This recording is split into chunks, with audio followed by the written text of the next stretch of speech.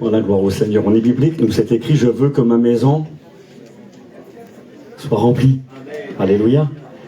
Merci au Seigneur. Vous savez, à ce que je m'imaginais, je me voyais là, en Afrique. Vous savez qu'il y a les bus là, c'est pour 10, 20 personnes, et ils sont 50. Il y en a 30 sur le toit, il y a tout sur le toit, c'est un petit peu nous. Quand on peut plus, on peut toujours. Donc merci au Seigneur pour cette soirée. Vous savez, vous êtes ici ce soir, comme à chacune de nos réunions, parce que Dieu nous attire, parce qu'il nous aime. Et parce qu'il y a ici la solution, il y a ici la réponse, il y a ici le remède, il y a ici le chemin, la vérité et la vie. Est-ce que c'est vrai? Il y a de ça 15 jours en arrière, j'étais au séminaire avec quelques-uns de ceux qui sont ici ce soir, en Espagne, et puis j'ai vécu une petite expérience, je vous la partage rapidement avant de méditer la Bible avec vous.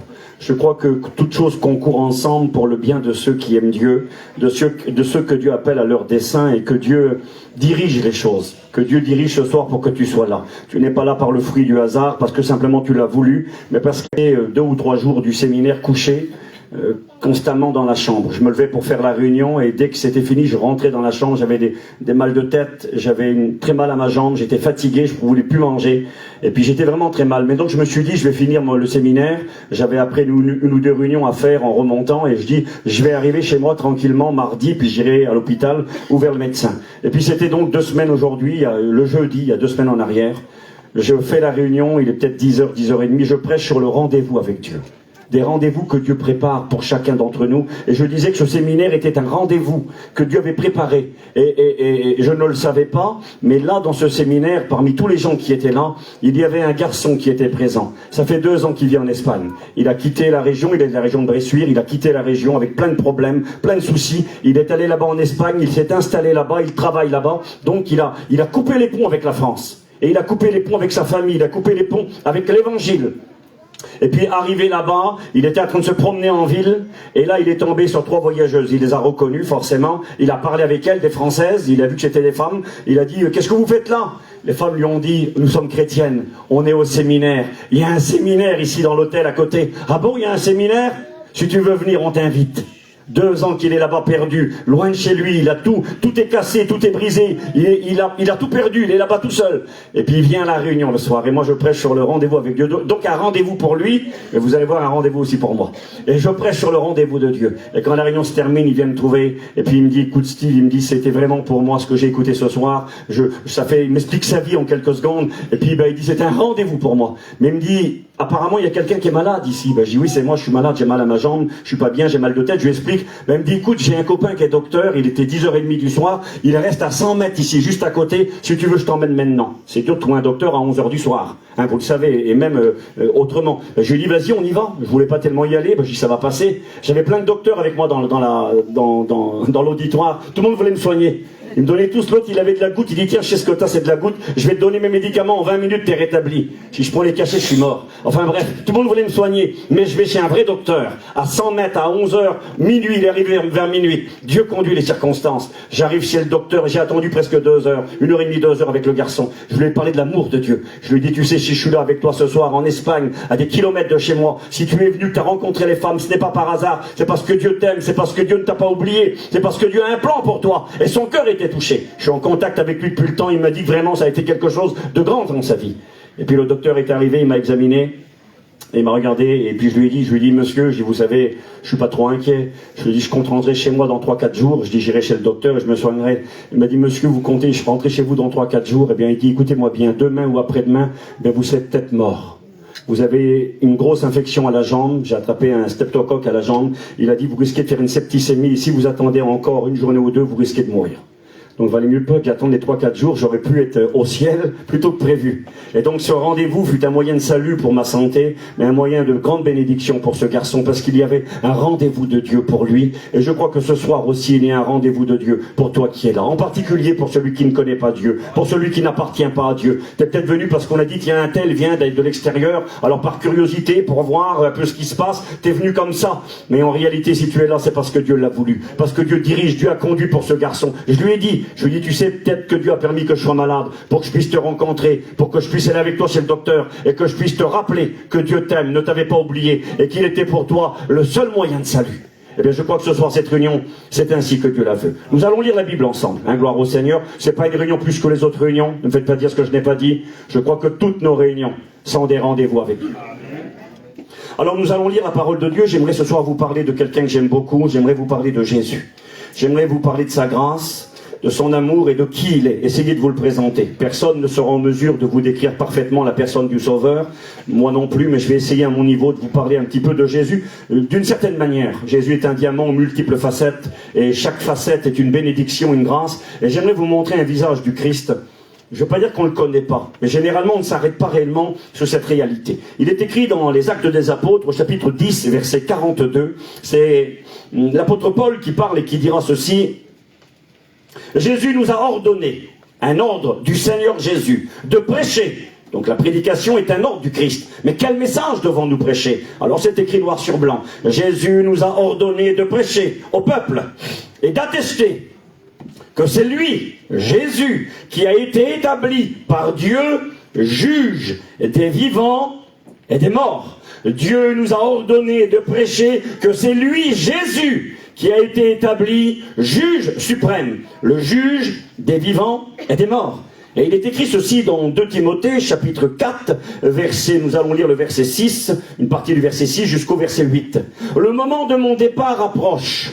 J'ai combattu le bon combat, j'ai achevé la course, j'ai gardé la foi. Désormais, la couronne de justice m'est réservée, le Seigneur, le juste juge, Jésus, le Seigneur, le juste juge, me la donnera dans ce jour-là, et non seulement à moi, mais à tous ceux qui auront aimé son avènement. Amen. Ce soir, j'aimerais vous parler de Jésus en tant que juge. Et vous savez, quand on parle de juge, et j'ai compris pourquoi. Parce que j'avais jamais vu ce Jésus de cette manière-là. Quand on parle de Jésus juge, d'ailleurs les prédicateurs disent souvent, moi y compris, on dit, il y aura deux manières de rencontrer Jésus. Soit comme un juge, soit comme un sauveur. Parce que pour nous, alors tant pis, je ne vais pas trahir un secret, je ne crois pas. Parce que pour nous, dans notre conception, un juge, eh bien c'est quelqu'un qui va te punir. C'est quelqu'un qui va te condamner. C'est quelqu'un qui va te taper sur la tête et te jeter en prison. Il y en a quelques-uns ici qui ont connu la justice, hein. Derrière moi, il y a des repris de justice. Là. Non, je plaisante. Et oui, écoutez, j'ai écrit ça, regardez. J'ai marqué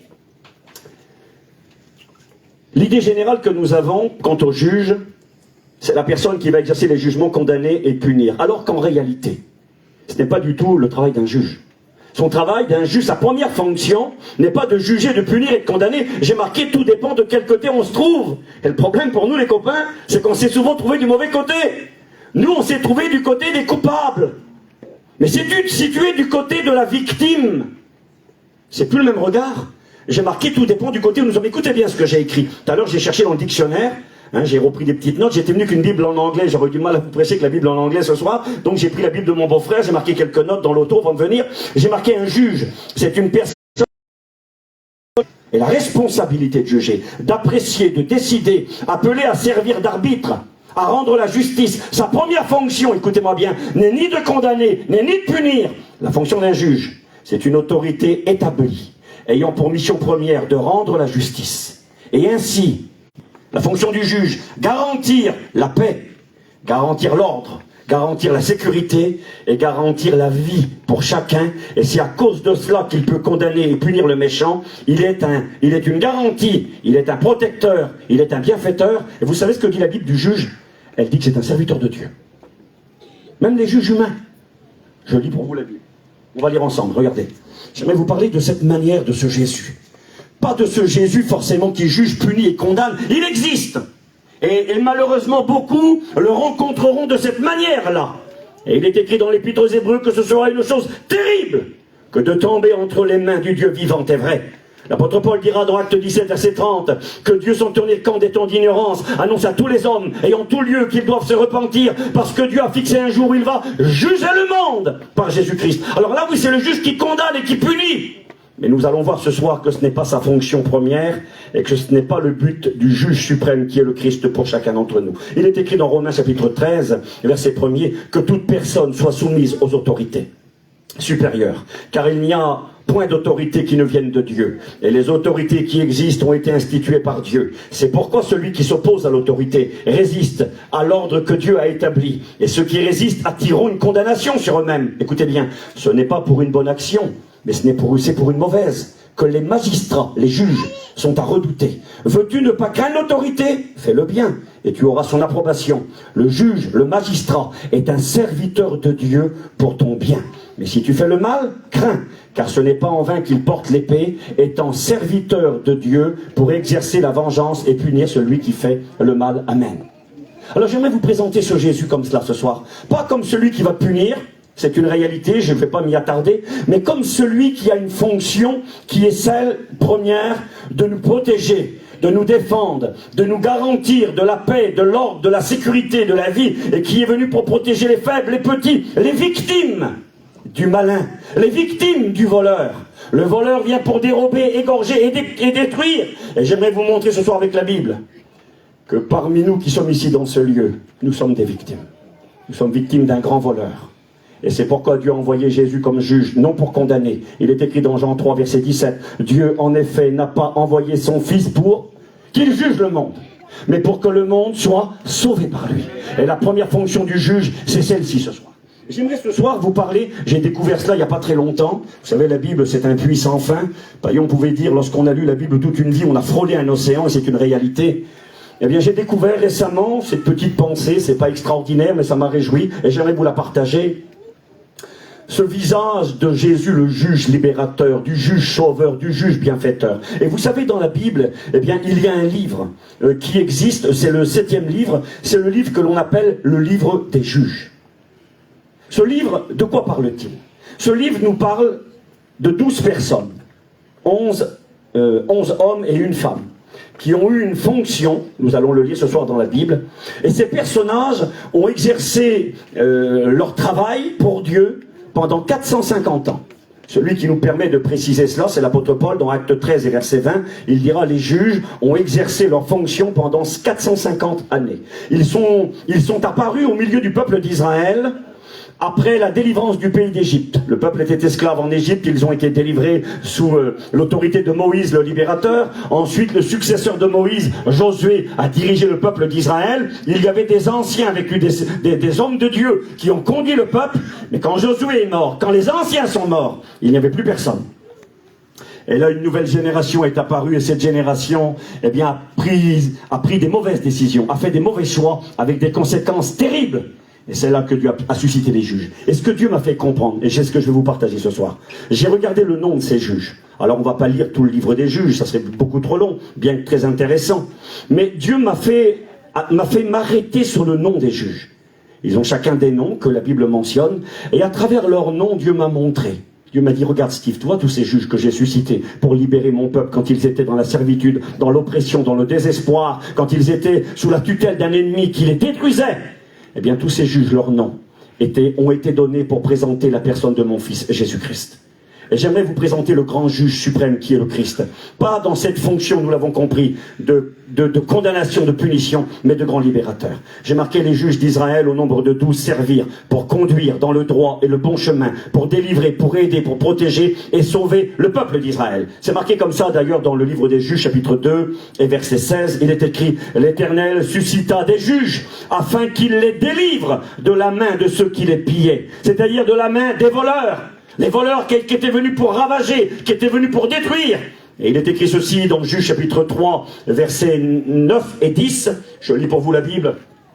Les enfants d'Israël crièrent à l'Éternel à cause de leur souffrance, de leur désarroi, de leur désespoir. Et l'Éternel leur suscita un libérateur. Il est écrit qu'il les délivra, le premier juge, on va le voir dans une minute. Il s'appelait Othniel, fils de Kénaz, frère cadet de Caleb. L'esprit de l'Éternel était sur lui. Et il devint juge en Israël, et il partit pour la guerre. L'Éternel livra entre ses mains, un nom un peu compliqué, Kushan Rishiataïm, roi de Mésopotamie, et sa main fut puissante contre cet homme-là. Les enfants d'Israël crièrent à l'Éternel, il leur suscita un libérateur. Et le mot concernant les juges qui étaient des libérateurs, j'ai regardé ce mot, le mot hébreu. Alors je ne vais pas vous parler en hébreu, c'est pas mon but, mais juste pour comprendre. Le mot hébreu, libérateur, c'est le mot Yasha. Et Yasha, c'est ce mot qui a donné Yeshua, Jésus-Christ, Jésus. Jésus en hébreu, ça se dit Yeshua. Ça vient du mot Yasha, et Yasha, ça veut dire quelqu'un qui délivre, un héros, un libérateur, un sauveur, un guide envoyé de Dieu et au service de Dieu. Et Dieu va susciter des hommes déjà là dans ce qu'ils étaient, des libérateurs, ça voudrait dire des Jésus, des Yeshua, des Yasha, ceux qui libèrent, ceux qui apportent la délivrance. C'est ce qu'ils étaient, ces hommes-là et cette femme-là. J'ai marqué, ils furent des héros. Un juge qui devient un héros. Parce qu'il te libère et il te sauve, il te délivre de l'ennemi. Vous vous rappelez cette femme dans les évangiles, Luc 18, il est écrit qu'elle venait, verset 3. Qu'elle venait trouver le juge. Pourtant, il n'était pas terrible, le juge. Il n'était pas très gentil. C'était pas Jésus. Elle venait voir un juge et elle lui disait ceci. Fais-moi justice de ma partie adverse. La fonction du juge, c'est de rendre justice, de protéger la veuve et l'orphelin, de protéger le malheureux, de délivrer le captif et d'apporter la sécurité et la paix. C'est ce que Christ va accomplir. Alors, j'avance avec vous. J'ai marqué quand et pourquoi les juges sont-ils apparus. Je vous l'ai dit, ils sont apparus après que Josué, Moïse et les anciens d'Israël était parti. Je vous lis la Bible. Juge chapitre 2 verset 6. Josué renvoya le peuple et les enfants d'Israël allèrent chacun dans leur héritage, pays de Canaan. Le peuple servit l'Éternel pendant toute la vie de Josué et pendant toute la vie des anciens qui survécurent à Josué et qui avaient vu toutes les grandes choses que Dieu avait fait en faveur d'Israël. Josué, fils de Nun, serviteur de l'Éternel, mourut âgé de 110 ans. On l'ensevelit dans le territoire qu'il avait eu en partage à Timna-Hérès, dans la montagne d'Éphraïm, au nord de la montagne de Gaash. Toute cette génération fut recueillie. Ils sont tous morts, les anciens. Et une autre génération arriva qui ne connaissait point l'Éternel, ni ce qu'il avait fait. Les enfants d'Israël firent alors ce qui déplaît à l'Éternel. Ils servirent les faux dieux, ils abandonnèrent Dieu. Et quand ils abandonnent Dieu, automatiquement, l'ennemi a un droit sur leur vie. Il est écrit qu'ils furent livrés entre les mains des pillards, qui les pillèrent, les vendirent. Les ennemis d'alentour virent, ils ne purent résister à leurs ennemis. Partout où ils allaient, il est écrit qu'ils étaient dans une grande détresse. Et là, il est marqué ceci. Lorsque l'Éternel leur suscita des juges, l'Éternel était avec le juge pour les délivrer de leurs ennemis, car l'Éternel avait pitié de leurs gémissements. Un peuple qui gémit, qui pousse des cris contre ceux qui les opprimaient et qui les tourmentaient. J'ai marqué un peuple pillé par les voleurs, un peuple sans défense, vaincu, mis à mort, dans le gémissement, dans l'oppression, dans le tourment. Vous savez ce que représente le peuple d'Israël dans cette histoire de l'Écriture? Quand ils ont tourné le dos à Dieu et abandonné Dieu, ils représentent le monde dans lequel nous vivons, vous et moi. Un monde dans l'oppression. Un monde qui vit dans la peur. Peut-être certains auraient cru ce soir que j'aurais parlé de la situation en Israël par rapport à ce qui se passe actuellement avec la guerre avec le Hamas. Eh bien, j'aimerais vous dire qu'on n'a pas besoin de la guerre du Hamas, bien qu'elle existe aujourd'hui, qu'elle est contraignante et qu'elle apporte son petit lot d'angoisse supplémentaire. Mais déjà avant cette guerre-là, il y avait déjà de l'angoisse. Nous vivons dans un monde qui est dans l'incertitude, dans la crainte. On a passé le grand phénomène du Covid il y a quelque temps en arrière qui a suscité un choc, un traumatisme à l'humanité complète. Après, il y a eu la guerre en Ukraine avec la Russie, ça continue, on en parle un petit peu moins. Aujourd'hui, il y a une nouvelle guerre qui éclate et on voit ce sentiment d'oppression, de désespoir, de peine, de crainte qui envahit le cœur des hommes. Vous savez, on a l'impression de vivre cette parole du Christ, alors qu'en réalité, ce n'est que les prémices. Vous savez, des fois on cite ce verset, il y aura de l'angoisse chez les nations, Luc 21, qui ne seront que faire au bruit de la mer et des flots. Les hommes rendront l'âme de terreur. Rendre l'âme de terreur, c'est mourir de peur. Les hommes rendront l'âme de terreur dans l'attente de ce qui arrivera pour la terre. Et on dit, ça y est, on y est. Mais j'aimerais vous dire que non, on n'y est pas. Ce verset-là va avoir un accomplissement total après l'enlèvement de l'Église. Aujourd'hui, c'est les prémices. Mais on ressent cette angoisse, on sent cette crainte, cette peur de l'avenir, cette peur du lendemain, cette peur pour les enfants, cette peur pour nos familles. On sent que Satan est là à l'œuvre. Il est écrit dans 1 Jean chapitre 5 et verset 19 que le monde entier gît sous la puissance du malin. Ça veut dire quoi? Gît sous la puissance du malin.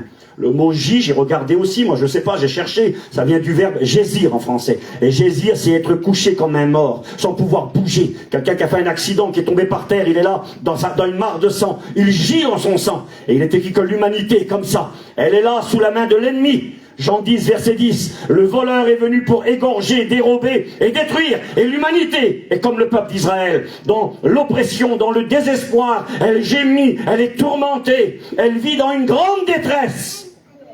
Alors Dieu du haut du ciel a décidé d'emmener un juge. Amen. Gloire à Dieu.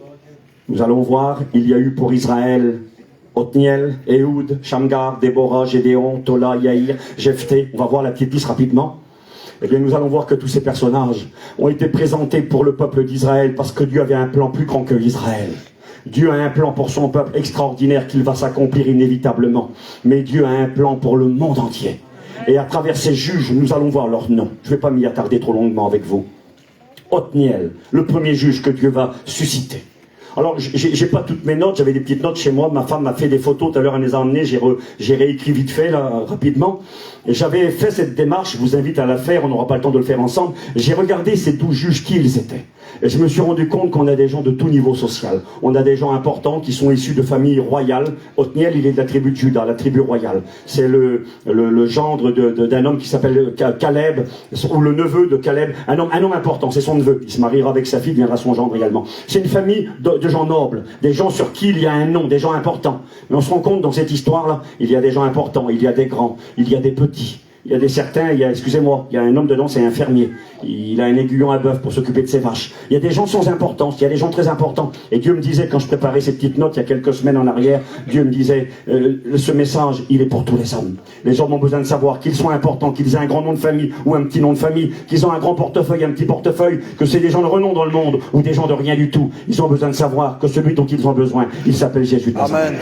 C'est de ce juge-là qu'on a besoin. Qu'on soit monsieur 2, madame 2, ou le petit qui n'a pas de valeur, qui n'a pas d'importance, qu'on soit le drogué, l'alcoolique, le voleur, on a mis une étiquette sur nous, ou qu'on soit quelqu'un de bien, peu importe, nous avons besoin de lui. Et donc, Othniel, écoutez bien ce que signifie son nom. Je vais faire simple et essayer d'être rapide. Othniel, ça signifie Dieu est puissant, Dieu est fort. C'est beau ça, hein? Dieu est puissant, Dieu est fort. Et puis dans la prophétie, lorsque Ésaïe annonce la venue du libérateur, un fils nous est donné. On l'appellera conseiller, Dieu puissant, Père éternel, le Dieu puissant, et c'est son nom, Dieu est puissant. Et là, quelque part, déjà nous est annoncé que le juge qui viendrait de la part de Dieu pour délivrer l'humanité du voleur qui est venu pour dérober, égorger et détruire, de celui qui a son pied sur la tête de l'humanité et qui tient l'homme dans le désespoir. Pas possible de s'en sortir. Un libérateur va venir pour secourir le malheureux qui réclame le secours de Dieu. Othniel s'appelle le Dieu puissant et fort. Il est de la tribu de Juda. Et Jésus est ce Dieu puissant et fort. Il est l'homme fort, il est celui qui vient de Dieu, celui qui vient du ciel, celui qui est non seulement puissant, mais qui est tout puissant. Dans l'Apocalypse, il est représenté comme un agneau qui a 7 cornes, parce qu'il peut tout. Il est capable de tout dans ta vie. Vous savez qu'il y a des situations, et à la fin de ce message, je vais me dépêcher, je vais vous partager un témoignage que j'ai vécu récemment, d'un homme qui m'a dit à moi en face, il m'a dit, Dieu peut rien pour moi. Dieu peut pas. Moi tout seul, je vais m'en sortir. Moi tout seul, je vais régler mes affaires, je vais régler mes problèmes, et après on verra. Je lui disais, tu veux régler tes problèmes tout seul, tu vas prendre 20 ans de prison ou tu vas te faire tuer. C'est comme ça que tu vas régler tes problèmes. Je lui dis, tout seul, tu n'y arriveras pas. Dieu est fort et puissant pour te secourir. Et j'aimerais te le dire à toi qui es là ce soir, quelle que soit ta situation. Celui qui est fort et puissant pour te secourir, il s'appelle Jésus. Amen. Othniel, Dieu est puissant et fort de Juda. Le deuxième s'appelle Éhoud. Il était de Benjamin. Benjamin, ça veut dire le fils de la droite, le fils de la force. Il ne s'appelait pas comme ça quand il est né. Benjamin, la tribu de Benjamin. Il s'appelait Benoni, le fils de la souffrance. Et nous voyons dans ce garçon deux alternatives, deux réalités. Il est le fils de la souffrance, mais en même temps il est le fils de la puissance, le fils de la force. Et c'est ce que le Christ, il était l'homme de la douleur, habitué à la souffrance, nous allons le voir ce soir, mais il est aussi le fils de la force, celui qui vient de Dieu, qui est capable de te libérer. Il est écrit ceci, Éhoud, ça signifie exactement, car il rassemble et il réconcilie. C'est beau ça, hein? Éhoud, ça veut dire celui qui réconcilie, celui qui rassemble, et à cause de cela, il est digne d'être loué. On peut le louer parce qu'il est capable de rapprocher, de réconcilier, de réparer. J'aimerais te dire que c'est ce que Christ est venu accomplir. Il est écrit dans 2 Corinthiens chapitre. Mais c'est aussi un message d'encouragement pour les mamans, les papas, qui ont des familles dures parfois, des enfants rebelles, pour les femmes dont les maris ne sont pas convertis, pour les maris qui pleurent pour leurs compagnes qui sont dures. Vous savez, autrefois, il y avait beaucoup de femmes qui pleuraient pour leurs maris qui étaient durs. Aujourd'hui, je connais des hommes, moi, qui pleurent pour leurs femmes qui sont dures. Rien à comprendre. Il y a des maris qui se donnent à Dieu, qui veulent vivre dans la sainteté, dans l'honnêteté, dans la pureté, dans la vérité. Il y a des femmes qui combattent leur mari. Ça existe. Il y en a peut-être ici ce soir. Eh bien, j'aimerais vous dire que Christ est capable de nous réconcilier avec Dieu. Et quand il nous réconcilie avec Dieu, il réconcilie les foyers. Il réconcilie les familles. Il réconcilie même les ennemis. Même les ennemis peuvent se réconcilier. Quand Jésus vient, quand le juge libérateur arrive et qu'il est à l'œuvre, lui qui est puissant, lui qui est digne d'être loué, Éhoud, digne d'être loué car il rassemble et il réconcilie. Je vais vite. Shamgar, Ça veut dire celui qui porte l'épée. On ne sait pas d'où il est, lui. Il est de nulle part, on ne sait même pas d'où il est. Mais ce n'est pas tellement important d'où il est. J'aimerais te dire ce soir, peut-être qu'on ne sait pas d'où tu es. Tu es peut-être un inconnu ici, tu ne connais pas grand monde te connaît. Je le dis, tu n'as pas un grand nom, tu n'es pas quelqu'un de célèbre. Mais peu importe si personne ne te connaît, lui, il te connaît. Shamgar, on ne sait pas d'où il est. On sait que j'étais un petit homme simple. Celui qui porte l'épée et qui pourtant n'avait pas d'épée. Il était un simple fermier, il s'occupait de ses vaches. Puis il est écrit, lui aussi fut un libérateur en Israël. Une manière de dire, même lui. Vous voyez ce gars-là, Shamgar, non pas Shamgar. Puis Dieu m'a donné un autre petit message, je vais le mettre de côté, je sais pas un tuyau, mais un partage pour les copains pasteurs. Ben, Dieu m'a donné un petit message, il m'a dit, Steve, tu peux faire un beau petit message là-dessus pour montrer comment Dieu est capable de se servir de n'importe qui pour son œuvre. Qu'on soit un petit Shamgar, un inconnu, qu'on soit un Othniel, un grand nom de famille, quelqu'un de célèbre, quelqu'un, je sais pas moi, avec des parents importants qui ont marqué leur temps, c'est pas important. Qu'on soit Shamgar ou Othniel, Dieu est capable de se servir de nous. Ça, c'est un encouragement. Ehud, il est digne d'être loué car il rassemble et réconcilie. Shamgar, c'est celui qui porte l'épée. Ça veut dire le Dieu puissant et fort qui est digne d'être loué, qui rassemble et réconcilie. Il est celui qui porte l'épée. Ça veut dire il est celui qui a l'autorité. Il est celui qui a le pouvoir. Celui qui portait l'épée, autrefois on appelait ça les chevaliers, on les voyait avec une épée à leur côté, ça voulait dire de ces gens-là, ils ont le pouvoir, ils sont capables, ils sont dignes d'être honorés, ils ont l'autorité. Et j'aimerais vous rappeler ce soir que Christ a toute autorité, il a tout pouvoir, ce qu'il ordonne, ça s'accomplit. Ses ennemis ont dit de lui. J'aime bien, c'est un copain à moi qui a fait son petit message, il prêche sur cette parole dans l'évangile de Jean chapitre 7 où il est écrit que jamais homme n'a parlé comme cet homme, Jésus. Et il dit, ceux qui ont dit cela, ce n'étaient pas les amis de Jésus, ce n'étaient pas les disciples, ce n'étaient pas les premiers venus, c'était des huissiers de justice. L'huissier de justice, c'est son métier. C'est d'examiner, de sonder, de faire un rapport exact. Et ces gens-là, ils sont habitués à écouter les gens parler. Et s'il y avait eu une faille dans les paroles du Christ, ça n'aurait pas été difficile pour eux de la trouver. Écoutez, qui sont venus faire leur rapport avec beaucoup d'honnêteté. Alors, qu'est-ce que vous avez trouvé à redire sur lui? Qu'est-ce qu'on a trouvé à redire? Rien. La seule chose qu'on peut vous dire, c'est que jamais homme n'a parlé comme cet homme. Il ordonne à la mer de se taire et au vent, ils se taisent. Il ordonne à la mort de ressusciter une personne, de lâcher prise. C'est pas réservé pour les petits, c'est pas réservé pour les hommes uniquement. C'est aussi pour nos sœurs, c'est aussi pour les femmes, pour les jeunes filles, c'est aussi pour les mamies qui sont là. Dieu a un plan pour toi parce que tu as besoin de lui. Vous savez qu'il y a des femmes qui croient qu'elles n'ont pas besoin de Dieu. Elles se disent, mais moi je fais rien. Je suis une petite maman tranquille, moi je m'occupe de mes petits, je fais... Jésus a dit, je suis le chemin, la vérité et la vie. Et personne n'ira au ciel, excepté par moi. Alors petite maman qui est là ce soir, aussi gentille que tu as besoin de Jésus. Tu as besoin qu'il vienne dans ta vie, qu'il te lave par son Dieu et qu'il inscrive ton nom dans le livre de vie. Tu as besoin de lui. Déborah, ça signifie un drôle de nom. Elle s'appelle l'abeille. Je ne sais pas s'il y a une sœur qui s'appelle Abeille ce soir. Des fois ça arrive. Avec des noms. Une fois je dis Jonas, il s'appelait pas sur les plantes, sur les récoltes, sur le blé, sur les cultures, sinon la vie n'existe pas. Les abeilles sont essentielles à la vie. J'aimerais vous dire que sans Jésus, la vie n'existe pas. J'ai écouté les gens dire des fois à leurs enfants, oui mais il faut bien qu'ils font leur vie les petits. Zinda, ils sont petits jeunes, ils sont jeunes, il faut qu'ils vont un peu dans le monde, faut que l'alcool, les bagarres, c'est pas la vie, c'est la mort ça. La vie, c'est Jésus. Et quand un petit jeune qui a 12 ans, qui a 13 ans donne sa vie à Jésus, eh bien il a rencontré la vie. Amen. Alléluia. La petite abeille, elle apporte la vie. Elle apporte le miel. Elle est essentielle. Le miel, j'ai appris, j'ai fait des petites recherches un jour, le miel, c'est le meilleur sucre naturel pour enlever l'amertume. Dans du café, dans n'importe quoi, dans du thé. C'est le meilleur sucre naturel. Il y a du sucre, le sucre qu'on prend en pierre, là, il n'est pas très bon pour la santé. Le meilleur sucre naturel, et plein certainement des diabétiques ici ce soir, c'est le miel.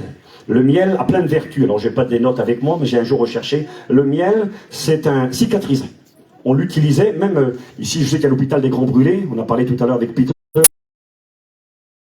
du miel, autrefois sur les brûlés. On utilisait du miel sur les gens qui avaient des grandes cicatrices. Encore aujourd'hui, ça existe. C'est un antiseptique, c'est un antibiotique. Il a des vertus exceptionnelles et il enlève l'amertume. Et la Bible déclare qu'il y a des choses amères sur la terre. La Bible déclare que la mort, c'est amer. La Bible que tu buvais, et eux ils te font la guerre, ils ne te parlent plus, et tu souffres, c'est amer. Et on a besoin de douceur pour enlever l'amertume.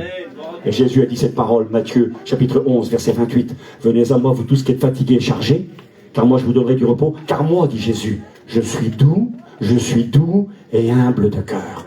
C'est marqué dans la Bible. Samson dira, quoi de plus doux que le miel? Quoi de plus fort que le lion? Quoi de plus doux que le miel? C'est les ennemis de Samson qui lui diront cela. Quoi de plus doux que le miel, Samson? Il avait compris l'énigme. Eh bien, ce qu'il y a de plus doux que le miel, Jésus de Nazareth, pour enlever l'amertume. Alors oui, la seule femme juste qui se nomme l'abeille, animal essentiel à la vie, permettant les cultures, les récoltes et le miel, elle sera accompagnée d'une autre femme. C'est beau parce que dans ce livre des juges, il y a deux femmes qui sont mises à l'honneur en même temps. Il y a Madame Déborah et il y a sa petite copine qui s'appelle Jaël. Alors, c'était beau, ça m'a plu, ça, moi. Jaël, ça veut dire, je ne sais pas s'il y a quelqu'un qui s'appelle comme ça ce soir, la chèvre, ça veut dire. Gaïza, il peut être un homme en nous, il peut être des Gaïza ici. Gaïza, la chèvre. Alors on a l'abeille et la chèvre. Dieu va utiliser une abeille et une chèvre. Et puis Dieu m'a donné cette pensée, elle vaut ce qu'elle vaut. L'abeille apporte le miel, la chèvre elle apporte du lait. On fait du fromage, on fait ce qu'on veut, elle apporte du lait et du miel. Et quand Dieu promet le pays promis à Israël, Canaan, il dit, ce sera le pays où coule le lait et où coule le miel. Le pays où il y aura les abeilles et les chèvres qui apportent la vie. Ça représente la bénédiction, le ciel, le paradis. Et quelque part, à travers ces femmes de la Bible, Jésus est en train de nous dire, je suis le juge qui vient du ciel pour te secourir, toi qui es perdu, toi qui es désespéré, toi qui es dans ta souffrance. Je suis le Dieu puissant, je suis celui qui réconcilie, celui qui rassemble, digne d'être loué. Je suis l'épée, je porte l'épée, j'ai l'autorité. Mais je suis aussi cette abeille qui peut t'apporter du miel, qui peut apporter de la consolation dans ton âme, qui peut apporter un petit peu de joie et enlever l'amertume de ta vie, qui peut t'apporter la vie et qui surtout est capable de t'amener à Canaan, le pays où coule le lait et le miel. C'est beau, Steve? Ça m'a plu terrible. Alors je vous le partage. Voilà, merci Seigneur, parce que c'est bon. Le cinquième, il s'appelle Gédéon. Gédéon, j'ai marqué, il était le plus petit, le plus pauvre. Et c'est terrible quel nom étrange que son papa lui a donné. Un petit garçon qui va naître. Mon oncle s'appelle Gédéon, moi. Mon papa l'appelait Gédéon, mais peut-être sans savoir ce que ça voulait dire. Gédéon, ça veut dire exactement celui qui est brisé. Celui qui est brisé, celui qui est frappé pour apporter. Il était de Manassé. Manassé veut dire la consolation. C'est celui qui est brisé pour apporter la consolation. Comment ne pas se souvenir d'Ésaïe 53? Il était brisé pour nos péchés. Le châtiment qui nous donne la paix est tombé sur lui. Et c'est par ses meurtrissures que nous sommes guéris. Oui, le juge suprême, celui qui t'aime, celui qui n'est pas venu premièrement pour te juger, te condamner, mais qui est venu pour te libérer, pour te sauver, pour te faire justice, parce que tu es victime du voleur, tu es victime de l'ennemi qui est venu dans ta vie et qui a ravagé par la puissance du péché. Alors le grand juge qui s'appelle Jésus, celui qui est fort et puissant, il est venu. Il est venu et il a été brisé, frappé, pour nous apporter la consolation. Béni soit Dieu. Il était le paratonnerre de Dieu. La colère de Dieu devait tomber sur les hommes pécheurs, telle la foudre qui s'abat sur le paratonnerre. Et le paratonnerre, il est là sur le sommet de la maison. Et au lieu que la maison subisse les foudres, eh bien les foudres s'abattent sur le paratonnerre. Et Jésus a été sur la croix de Golgotha, le paratonnerre divin, celui qui a été brisé à notre place, celui qui a été cassé, celui qui a payé le prix. Et c'est beau, le sixième, il s'appelle Tola. Il n'y a pas de nom, si ça marche l'heure là ici. D'accord. Le sixième juge, il s'appelle Tola. Alors ça m'a plu, c'est exceptionnel. Quel nom encore étrange, mais c'est pour ça, Dieu a voulu dans sa science, c'est poussé par le Saint-Esprit que les hommes ont parlé de la part de Dieu. Et Jésus est là dans ses juges. Il est brisé, il est le Dieu Tout-Puissant, il est celui qui porte l'épée, celui qui réconcilie. Ok, d'accord, celui qui console. Tola, ça veut dire un verre. Un verre. Un verre, là. Un petit verre inutile, pas un verre à boire, un verre de terre. C'est ce que ça veut dire. Quel nom bizarre pour un petit verre de terre, il s'appelle. Quel nom étrange. En réalité, quand je dis verre de terre, c'est pour que vous compreniez. Vous comprenez que ce n'est pas un verre d'eau. Ce n'est pas non plus un verre de lunettes ou un verre de carreau. Un verre, un animal. Eh bien, parmi les espèces des vers, je ne suis pas non plus un spécialiste, mais j'ai découvert en étudiant que le tola, effectivement, c'est un ver, mais ce n'est pas n'importe quel ver. C'est un ver qui est très particulier. Ce vers-là, le nom de Tola, est attribué à Jésus dans le psaume 22, verset 7. Jésus dira, c'est David qui prophétise 1000 ans avant. Il prophétisera, David, et il dira, ils ont percé mes mains, ils ont percé mes pieds. La croix est annoncée, le Christ mourra crucifié. Ils ont percé mes mains, percé mes pieds, ma langue s'attache à mon palais. Ils m'ont enlevé mes vêtements, ils ont tiré au sort ma tunique, ils se sont partagés mes vêtements. Des scélérats rôdent autour de moi, semblables au taureau de Bazan. Et là, il va dire ceci, et moi, je suis un ver. Je suis un ver. Et le texte qui est utilisé dans le mot hébreu, c'est pas le petit ver de terre qu'il y a dans la terre quand tu prends avec une petite pelle et que tu regardes dedans, c'est « je suis le tola ».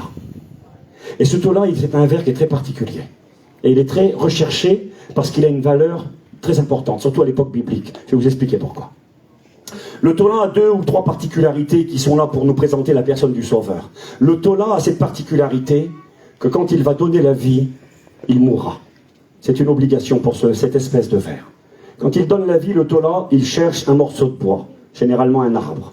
Il cherche un morceau de bois, il se fixe sur le bois lui-même, il s'attache sur le bois. Avec ce système qui est à lui, ce ver, il s'attache sur le bois, il forme une sorte de cocon, et le ver qui est le Tola va mourir. Et il va donner la vie à ses enfants. Il faut qu'il meure attaché sur le bois pour donner la vie. Donc c'est déjà quelque chose qui est très important. Et ensuite, les spécialistes recherchent le Tola. Vous savez pourquoi?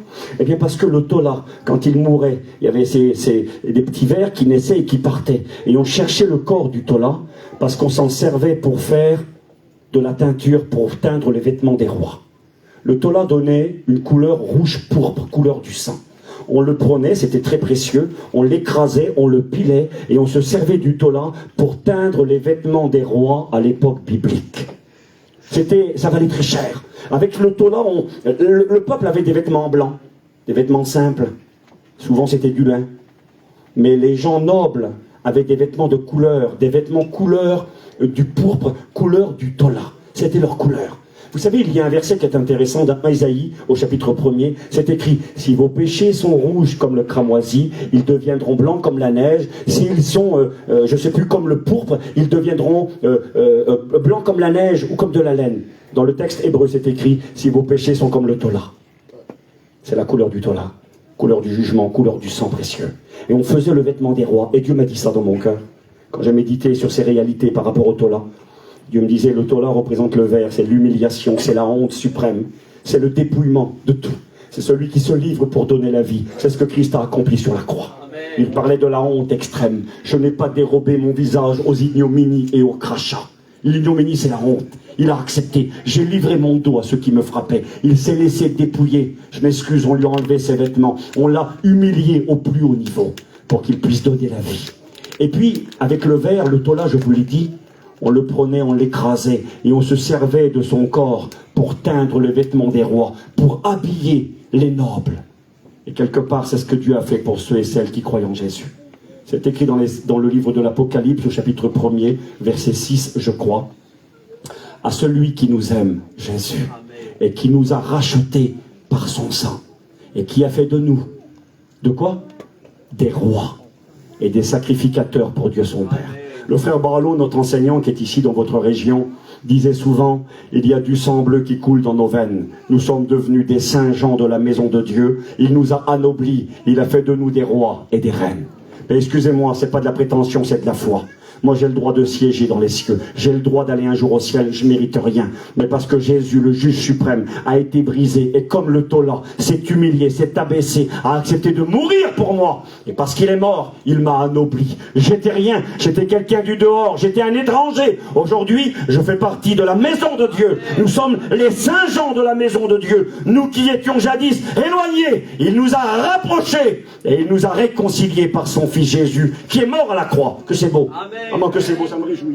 Le Tola, celui qui est un ver, l'humilié à l'extrême, le ver qui donne sa vie pour ses petits et qui par sa mort revêt les rois, les enrichit. Alléluia. Il nous a enrichis. Il est écrit que Tola était de la tribu d'Issachar. Et Issachar, ça veut dire le prix payé, le salaire. C'était le prix payé. Il fallait qu'il s'humilie à l'extrême. Il fallait qu'il paye le prix suprême. Et que sur la croix, il accepte de te dépouiller au plus haut niveau pour que toi, tu sois revêtu. Il est écrit dans l'Apocalypse, je te conseille, dira le Christ, d'acheter de moi, Apocalypse chapitre 3, des vêtements blancs, afin que ta nudité ne paraisse point et que ta honte soit cachée, la honte de ton péché. On ne peut pas comparaître devant Dieu. Nous sommes coupables, victimes et coupables à la fois. Mais il y a pour nous un remède, nous pouvons être revêtus. Jésus a été dépouillé pour nous revêtir du vêtement blanc, mais aussi du vêtement du salut. C'est beau, un frère disait ça. Il est écrit que nous avons lavé notre vêtement dans son sang. C'est le seul vêtement qui ne tâche pas, disait-il. C'est le seul sang qui ne tâche pas. Le sang, ça tâche. Tu mets du sang sur tes vêtements, ça tâche. C'est dur à enlever. Le sang de Jésus ne tâche pas. Il enlève le péché du monde. C'est bon, on avance vite. Le 7e juge s'appelle Yahir de Galahad. Ça veut dire celui qui éclaire et qui apporte la lumière. En vérité, moi, quand j'ai découvert ça au début, tout doucement, ça comme ça, j'ai dit, c'est beau, hein, Dieu est puissant. Et ça a commencé avec le tola, j'ai dit, c'est beau, le verre, l'humiliation, l'humilité, le rejet, le dépouillement. Je dis, ça peut être Jésus, ça. Puis je regarde à côté, brisé, mais je dis, c'est Jésus qui est brisé. Celui qui rassemble et qui réconcilie, mais c'est Jésus. Celui qui est le Dieu puissant, mais c'est Jésus. Et j'ai compris que c'était Jésus qui était caché dans le livre des juges. Parce que Dieu voulait nous rappeler cette grande réalité. Yaïr de Galahad, celui qui éclaire et qui apporte la lumière. Galahad, ça veut dire le rocher. Depuis le rocher. De quel rocher s'agit-il? Golgotha, à Jérusalem. Depuis le rocher de Golgotha, tel un phare qui luit dans la nuit et qui donne la direction aux bateaux qui peuvent s'échouer sur le rivage. Cette lumière qui brille dans les ténèbres. Jésus n'a-t-il pas dit, Jean 8, 12, je suis la lumière du monde, celui qui me suit ne marchera pas dans les ténèbres. Yaïr, la lumière de Galahad qui brille depuis le rocher. Que c'est beau. J'avance vite, regardez, verset, le 8e. Jephthé de Galahad. Jephthé, ça veut dire celui qui libère et qui ouvre les portes. Moi que c'est beau, Marc. Qui est celui qui libère? Qui est celui qui peut ouvrir toutes les portes? Jésus n'a-t-il pas dit, l'Esprit du Seigneur est sur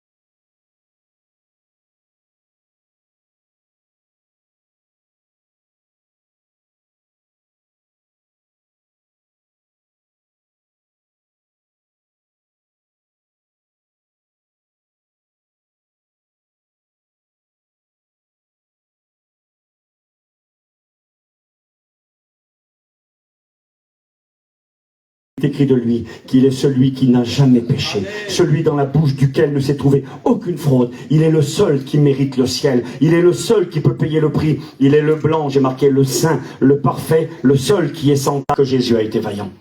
Je te le promets, c'est le plus fort.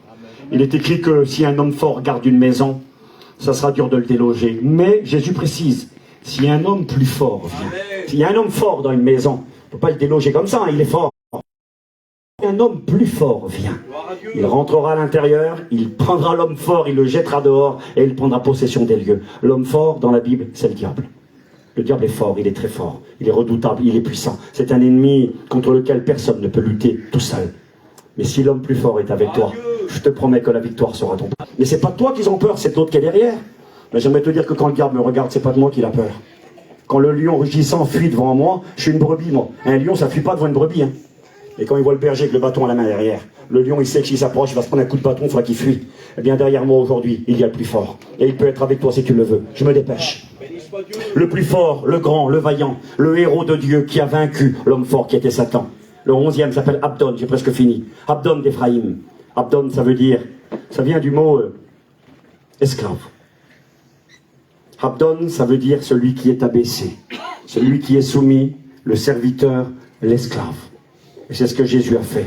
Lui le plus grand, le plus fort, le redoutable, le puissant, celui qui s'est dépouillé, qui s'est abaissé pour nous réconcilier, tel un ver, nous l'avons lu. Eh bien, il est cette lumière du monde parce qu'il a été abaissé. Il est écrit qu'il a été humilié. Il s'est humilié lui-même jusqu'à la mort. Il s'est dépouillé et il a appris l'obéissance par les choses qu'il a souffert. Il est écrit qu'il a souffert la croix. Et Jésus a souffert pour toi et moi. Le juge suprême s'est livré pour payer à ta place et à la mienne.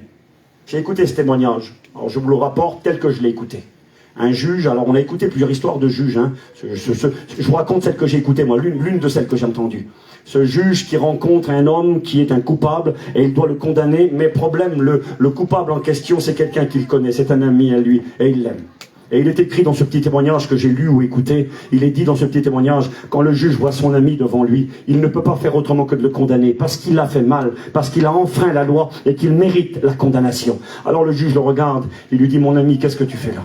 Il lui dit, j'ai fait telle et telle chose. Il lui dit, je suis désolé, je t'aime, t'es mon ami, mais je suis obligé de te condamner. Il y aura une sanction contre toi, tu devras payer une lourde amende. Et son ami lui dit, mais je ne peux pas payer l'amende. Si tu ne peux pas payer l'amende, tu iras en prison pour ce que tu as fait. Et le juge dit, je m'excuse, mais je suis obligé. Et le témoignage dit ceci, le juge prononce la sentence, il dit, mon ami, tu es condamné à payer telle somme d'argent, et si tu ne la payes pas, tu iras en prison. L'ami baisse la tête, il pleure, il dit, j'aurai pas le choix, il n'y a que la prison qui m'attend. L'histoire dit que le juge descend, il enlève sa veste, il vient à côté de son ami, et lui dit, tiens, je te donne l'argent, tu vas pouvoir payer, tu n'iras pas en prison. J'ai été obligé de te condamner, je suis un juge, mais parce que je suis ton ami, je te donne l'argent, je paye pour toi. C'est ce que Jésus a fait pour toi et moi. Il est ton ami. Il est celui qui t'aime d'un amour éternel. Tu méritais la condamnation. Nous méritions le jugement, nous devons le reconnaître. Mais il a accepté de payer pour nous. Il s'est abaissé, il s'est humilié. Il a été l'esclave, il a été le serviteur fidèle jusqu'à la mort. J'ai fini. Je regarde l'heure, il est 25. Le dernier, c'est le plus célèbre. Comment il s'appelle le dernier, vous vous souvenez? Samson. Il est célèbre. Hein? Samson, ça veut dire, je ne vais pas rentrer dans les détails de sa vie, Samson, ça veut dire le soleil, le petit soleil. Exactement, ou le soleil. Et ça, c'est bon. J'ai marqué... J'ai fini pratiquement. Il est le Dieu puissant et fort, mais qui quand même a décidé de s'abaisser, de s'humilier. Lui qui est digne d'être loué, adoré par les anges, il est venu pour nous. Il est celui qui porte l'épée, qui a toute autorité et tout pouvoir. Il est comme l'abeille qui donne la vie et apporte de la douceur. Et comme Jaël qui apporte le lait, venu nous rassasier pour nous amener au ciel. Il a été brisé comme Gédéon. Il était sévère comme le Tola. Il est celui qui apporte la lumière depuis le rocher tel Yaïr. Il est celui qui libère et ouvre les portes tel Jephthé. Quelques jours avec mon petit beau-frère et une petite équipe, il fait très mauvais temps là-bas. Et je disais, on a eu une journée, un petit peu de beau temps. J'ai dit aux gens, ça fait du bien le soleil. Ça donne le moral. Ça encourage, ça réjouit. Eh bien, le grand soleil qui est Jésus-Christ, depuis le ciel, est capable de réchauffer ta vie. Amen. Vous savez qu'il y a des cœurs qui sont froids. Froids parce que la misère est passée, parce que le deuil, parce que les épreuves, parce que les maladies, parce que le péché a fait des ravages, parce que la souffrance a été là, et le cœur, il est comme mort, il est gelé, il n'y a plus de vie. Le soleil est capable de réchauffer ton cœur, qui s'appelle le Christ, capable de t'éclairer dans tes ténèbres et de te donner la vie. Et j'ai marqué ce soleil qui bientôt se lèvera sur les ténèbres pour sauver son peuple. Malachie chapitre 4, il reviendra tel le soleil pour délivrer. C'est écrit, sentinelle, que vois-tu de la nuit? Ben, je vois la nuit après la nuit. Mais je vois le matin qui vient. Le matin qui vient, c'est le soleil qui se lève. C'est quoi le soleil qui se lève? C'est le retour de Jésus-Christ pour les chrétiens et les chrétiennes qui ont décidé d'accepter Jésus comme un juge libérateur, comme un juge qui bénit. Et si vous ne le voulez pas, eh bien, il sera un juge terrible dont la colère sera terrible. J'ai fini. J'ai marqué Jésus est le bon et juste juge. Celui qui fait justice, celui qui délivre les malheureux, celui qui est capable de les guider, de les libérer. Il s'appelle Yahshua le Sauveur. Manière de le rencontrer. J'ai marqué qu'il y avait 4 tribus manquantes. Je vous les donne, les 4 tribus qui manquent. On a souvent dit qu'il y avait un juge par tribu, c'est faux. Il y a 4 tribus qui ne sont pas mentionnées. Ruben, Lévi, Gad, Azer. Même dans les 12 fils d'Israël, il y a Jésus qui est mentionné. Ruben, ça veut dire voici un fils. Lévi veut dire attaché. Gad veut dire joie. À Gros-Tanquin, la convention, c'était une grâce. Et puis, je vous coupe au court, durant ce séjour où je me trouvais là-bas, eh bien, je suis arrivé avec ma camping, je me suis placé, on était 2-3 voitures qu'on se connaissait ensemble, et puis il y avait un trou derrière moi, il n'y avait personne. Et puis, j'ai été voir le monde derrière, mon beau-frère devait arriver me rejoindre, et quand j'ai été voir le monde, je leur ai dit, excusez-moi, je dis, chez mon beau-frère qui doit venir, il a un petit camping, et je dirais pas moyen qu'il se mette derrière à côté. L'homme me dit, écoute frère, il dit, je veux bien, mais il dit à mon beau-frère, moi qui viens aussi. Je dis, on va s'arranger, mettre les 2 campings. Il dit, on verra, il me dit, c'est pas sûr qu'il va venir. Et je vous coupe au court, le beau-frère en question, il est arrivé. Short, basket, un petit maillot comme ça, garçon de une 50aine d'années, vraiment décidé. Enfin bref, il se fout derrière moi, moi je dis rien, je le laisse faire sa petite vie, je fais la mienne. Mais vous savez, le hasard n'existe pas. Il y a un Dieu dans le ciel qui a des rendez-vous et qui dirige toutes choses. Ce grand juge qui aime et qui, plutôt que de condamner, désire sauver et faire grâce, il aime tous les hommes. Il est écrit que la grâce de Dieu, source de salut pour tous les hommes, a été manifestée. Et je vous coupe, je suis en train de manger un soir avec quelques personnes qui sont chez moi, et sa femme, elle parle avec lui, elle est derrière mon camping, les campings touche quasiment, derrière moi. Elle m'entend parler, elle reconnaît ma voix, la femme. Et elle dit à son homme, elle dit c'est un pasteur de la Bretagne, ça je l'ai déjà écouté prêcher. L'homme, il était marathon, il avait piave, il était sous, il vient vers moi, il dit excuse-moi garçon, excuse-moi, je dis oui ça va, j'étais en train de manger que le monde. Je dis oui ça va. Il dit ma femme, il dit elle a dit qu'elle te connaît, elle a reconnu ta voix, t'es un pasteur de la Bretagne. Je dis oui je suis un pasteur de la Bretagne. Et puis je me lève et quand je parle avec lui, je vois en 2 secondes, bon d'abord je vois son jar, puis je vois l'odeur, la cendre de la bouche, je vois qu'il a bu un petit peu de Ricard. Et je cause avec lui quand même. Et je lui parle de Dieu. Et ce garçon, je vous coupe, pendant que je lui parle du Seigneur, c'est ce qu'il me dit. Il me dit, je connais Dieu, moi, garçon. J'ai dit, ah bon, tu connais Dieu? Il me dit, oui. Il me dit, je devais servir le Seigneur. J'étais appelé au ministère. Je devais rentrer aux études en 1995. J'ai dit, ah bon? Et il dit, Dieu a sauvé ma femme.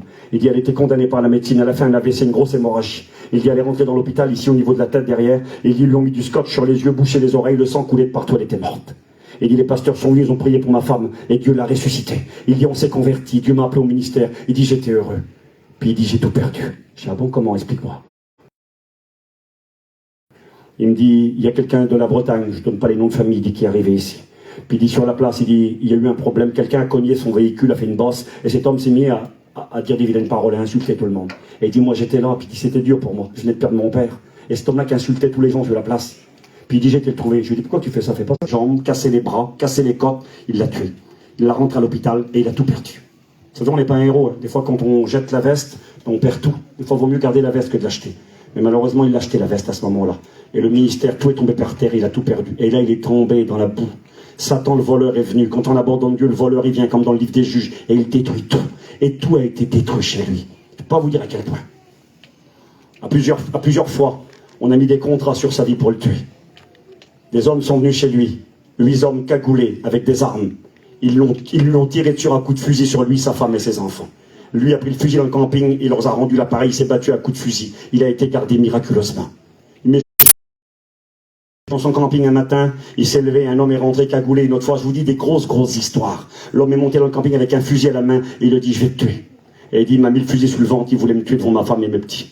Je lui ai dit, ne me tue pas devant ma femme et mes enfants, tu veux me tuer, tue-moi dehors. Il dit, je suis sorti du camping avec lui. Je vous dis, un homme vraiment décidé. Il dit, je suis sorti, il aurait 12 ans. Tellement que la petite, elle souffre de la vie qu'on a. Sa femme, excusez-moi, elle aurait dit un bout de chiffon tellement qu'elle souffrait. Sa femme, elle nous disait qu'elle aurait préféré mourir que de vivre la vie qu'elle avait. Et puis, quand je le rencontre à la convention, voici l'homme que je rencontre. L'homme que Satan a écrasé, pilé. Et c'est à lui que je dis, écoute-moi bien mon copain, je lui dis, l'espoir pour toi, c'est Jésus. Lui va pouvoir t'aider. Et il me regarde et il me dit, écoute, Jésus peut rien pour moi. Il m'a dit, moi, je peux pas. Et quand je lui parle, il est autoritaire. C'est un garçon vraiment de caractère. Mais moi, je lui tiens tête. Je lui dis, non, t'as tort. Et ça lui plaisait pas tellement que je dis ça. Mais enfin, je coupe au court. Il sent qu'il est un copain à moi. Il s'appelle Vince. Je le vois. Et je dis, qu'est-ce que tu fais là, Vince? Il me dit, Steve, je viens d'arriver aujourd'hui. Je suis là pour 3-4 jours. Il m'a dit, tu sais, c'est compliqué. Mon père est en train de mourir là-bas en Angleterre, mais j'ai eu à cœur de venir ici. Et puis, je lui dis, tu veux pas venir manger chez moi, Vince? Il me dit, pas de problème. J'appelle ma femme, je dis, écoute, le frère d'Angleterre, il vient aussi manger avec nous ce soir. Et puis, il vient l'anglais en question, il vient chez moi. Et puis, pendant qu'il est avec moi, l'anglais, je lui parle, et je lui dis, toi, le garçon qui est derrière, là. Je lui raconte sa vie en 2 minutes. C'est appelé au ministère, il a tout perdu, les gros problèmes, etc. L'anglais me dit, Steve, est-ce que je peux lui parler, moi?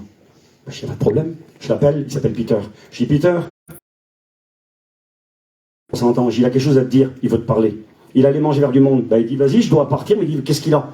L'anglais, il vient, il regarde et il raconte sa vie. Il dit, tu sais, Peter, il dit, moi, je suis un anglais. Il dit, je ne devrais pas être ici, mon père est en train de mourir. Mais je suis là parce que Dieu le veut. Parce que Dieu m'a amené là pour toi. Il dit, écoute-moi bien, Peter. Il dit, moi, Dieu m'a appelé au ministère. Je devais servir le Seigneur. Mais il dit, aujourd'hui, je suis un chrétien, je suis sauvé, Peter. Dieu veut te sauver, c'est pas fini. Et lui, il voulait pas, il était dur. Écoutez bien, cette situation, c'est pourquoi je prêche le Christ. Ce Jésus qui est tout puissant. Ce Jésus qui est capable de venir vers toi, de réparer, de réconcilier, de faire ce que personne ne peut faire. Et puis Peter est devant moi, il y a une onction du Saint-Esprit très forte qui est là. Je le regarde et je lui dis, Peter, je vais prier pour toi. Il me regarde et me dit, Steve, tu pries pas pour moi. Mais vraiment décidé. Je dis, si, je vais prier pour toi. Il me dit, tu pries pas pour moi. Et vraiment avec autorité. Et il me pousse comme ça. Et puis Dieu me donne une autorité spirituelle, parce qu'autrement je prends peut-être un coup de poing dans le visage. Je le regarde et je lui dis, Peter, je prie pour toi. Et je le prends dans mes bras, même qu'il me dit non. Et je commence à prier pour lui. Et quand je prie pour langue, renouvelé dans le Saint-Esprit, rétrograde depuis 20 ou 25 ans. Vous savez ce qu'il m'avait dit? Il m'avait dit, Steve, pour moi, il n'y a pas d'espoir. Il m'avait dit, c'était à la convention le jeudi ou le vendredi. Il m'a dit, lundi, j'ai rendez-vous pour tuer un homme. Je vais tuer un homme. J'ai payé 15 ou 20 000 euros pour tuer quelqu'un et je vais aller tuer un homme lundi. Il dit, après, on verra. Je lui ai dit, lundi, tu vas en prison, tu prends 20 ans. Sa femme qui est chrétienne lui disait, va et tue-le. Parce qu'elle voyait qu'il n'y avait plus moyen de le raisonner. Je lui ai dit, il y a un espoir pour toi, il s'appelle Jésus. Il tombe à mes pieds, il parle en langue. Vous savez ce qu'il fait quand il se relève? Il pleure au secours. Il me regarde, il me dit, Steve, c'est comme si une source d'eau coulait de toi, là, et qu'elle me tombait sur moi, et qu'elle me lavait. Il disait, j'ai plus envie de fumer 2 paquets par jour. J'ai plus envie de boire, un alcoolique. J'ai plus envie, j'en veux plus à personne. Il regardait les gens qui étaient là, il regardait l'anglais, il disait, je t'aime. Il disait, l'anglais, je t'aime. C'était pas un homme à dire je t'aime à quelqu'un. En train de pleurer, en train d'embrasser l'anglais. Il m'embrasse à moi, il regardait les femmes qui étaient là, il disait, je vous aime, les sœurs. Il est parti chez lui en pleurant. Les gens sont venus, ils ont cru qu'il y avait une bagarre chez moi, tellement que ça criait. Il est rentré chez lui, il parlait en langue. Le lendemain, je l'ai revu le lendemain matin. J'ai dit, alors Peter? Il m'a dit, comment que j'ai dormi cette nuit? Il dit, tu verrais les yeux que j'ai. Et je l'ai invité à manger chez moi. Le soir, il a mangé vers moi. Ce qui est capable de faire le grand Jésus. Il est venu manger chez moi, il mangeait un petit peu de salade, il faisait chaud, il mangeait froid, il mangeait un petit peu de salade. Et il pleurait comme un bébé en mangeant la salade. Il me disait, Steve, elle est pas bonne, la petite salade avec la pelle. Il pleurait comme un bébé. Il était 8h20. Il dit, faut que je m'en vais. Je dis, où tu vas? Il dit, faut que je vais à la Réunion. Je suis un chrétien maintenant. Ça fait maintenant 1 mois et demi, 2 mois, je suis toujours en contact avec lui. Quand il est parti de la convention le lundi, il avait rendez-vous pour tuer quelqu'un. Le mardi soir, il était en train de rendre témoignage à la Réunion, comment Jésus avait transformé les circonstances et changé sa vie. C'est ce Jésus que je vous prêche ce soir. Alors on va baisser nos têtes. Quelle que soit ta vie, quelle que soit ta situation, le diable est venu, il a ravagé, il a cassé, il a détruit, et tu es peut-être même responsable. C'est peut-être toi qui as abandonné Dieu, tu as peut-être tourné le dos à Dieu, ou peut-être que tu ne connais pas Dieu, et Satan s'en est pris à ta vie.